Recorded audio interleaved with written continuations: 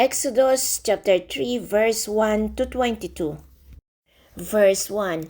Now Moses was tending the flocks of Jethro his father-in-law, the priest of Midian, and he led the flock to the far sides of the wilderness and came to Horeb, the mountain of God. Verse 2. There the angel of the Lord appeared to him in flames of fire from within a bush. Moses saw that though the bush was on fire, it did not burn up. Verse 3. So Moses thought, I will go over and see this strange sight, why the bush does not burn up. Verse 4. When the Lord saw that he had gone over to look, God called to him from within the bush, Moses, Moses. And Moses said, Here I am.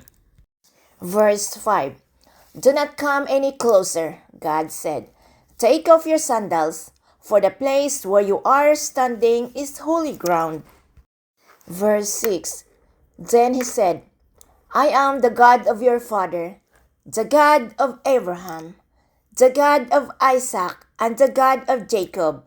At this, Moses hid his face because he was afraid to look at God. Verse 7. The Lord said, I have indeed seen the misery of my people in Egypt. I have heard them crying out because of their slave drivers, and I am concerned about their suffering. Verse 8. So I have come down to rescue them from the hands of the Egyptians, and to bring them up out of that land into a good and spacious land, a land flowing with milk and honey, the home of the Canaanites, Hittites, Amorites, Perizzites, Hivites, and Jebusites. Verse 9. And now the cry of the Israelites has reached me, and I have seen the way the Egyptians are oppressing them. Verse 10. So now, go. I am sending you to Pharaoh to bring my people the Israelites out of Egypt. Verse 11. But Moses said to God, Who am I that I should go to Pharaoh and bring the Israelites out of Egypt? Verse 12. And God said, I will be with you, and this will be the sign to you that it is I who have sent you. When you have brought the people out of Egypt, you will worship God on this mountain. Verse 13. Moses said to God, Suppose I go to the Israelites and say to them, The God of your fathers has sent me to you. And they asked me, What is his name? Then what shall I tell them? Verse 14. God said to Moses, I am who I am. This is what you are to say to the Israelites. I am has sent me to you. Verse 15. God also said to Moses, Say to the Israelites, The Lord, the God of your fathers, the God of Abraham, the God of Isaac, and the God of Jacob has sent me to you. This is my name forever, the name you shall call me from generation to generation. Verse 16.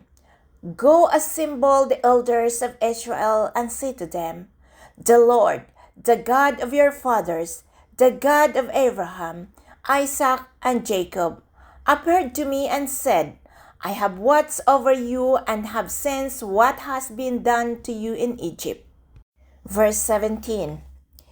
And I have promised to bring you up out of your misery in Egypt into the land of the Canaanites, Hittites, Amorites, Perizzites, Hivites, and Jebusites, a land flowing with milk and honey. Verse 18. The elders of Israel will listen to you. Then you and the elders are to go to the king of Egypt and say to him, The Lord, the God of the Hebrews, has met with us. Let us take a 3-day journey into the wilderness to offer sacrifices to the Lord our God. Verse 19. But I know that the king of Egypt will not let you go unless a mighty hand compels him. Verse 20. So I will stretch out my hands and strike the Egyptians with all the wonders that I will perform among them. After that, he will let you go. Verse 21. And I will make the Egyptians favorably disposed toward these people, so that when you leave you will not go empty-handed. Verse 22. Every woman is to ask her neighbors and any woman living in her house for articles of silver and gold, and for clothing, which you will put on your sons and daughters, and so you will plunder the Egyptians. Exodus chapter 4, verse 1 to 31. Verse 1. Moses answered, "What if they do not believe me or listen to me and say, 'The Lord did not appear to you'?" Verse 2. Then the Lord said to him, "What is that in your hand?" "A staff," he replied. Verse 3. The Lord said, "Throw it on the ground." Moses threw it on the ground, and it became a snake, and he ran from it. Verse 4. Then the Lord said to him, "Reach out your hands and take it by the tail." So Moses reached out and took hold on the snake, and it turned back into a staff in his hand. Verse 5. This said the Lord, is so that they may believe that the Lord, the God of their fathers, the God of Abraham, the God of Isaac, and the God of Jacob, has appeared to you. Verse 6. Then the Lord said, "Put your hand inside your cloak." So Moses put his hand into his cloak, and when he took it out, the skin was leprous. It had become as white as snow. Verse 7. Now put it back into your cloak, he said. So Moses put his hand back into his cloak, and when he took it out, it was restored, like the rest of his flesh. Verse 8. Then the Lord said, "If they do not believe you or pay attention to the first sign, they may believe the second." Verse 9. But if they do not believe these two signs or listen to you, take some water from the Nile and pour it on the dry ground.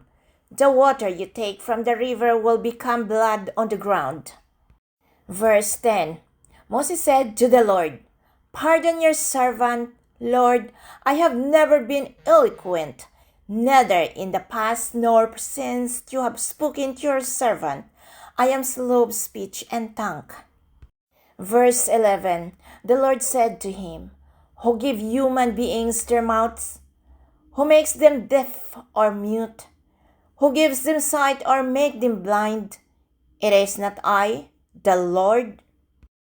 Verse 12.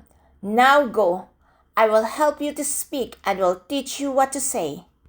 Verse 13. But Moses said, "Pardon your servant, Lord. Please send someone else." Verse 14.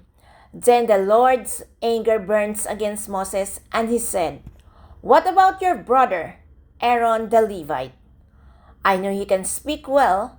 He is already on his way to meet you, and he will be glad to see you." Verse 15. You shall speak to him and put words in his mouth.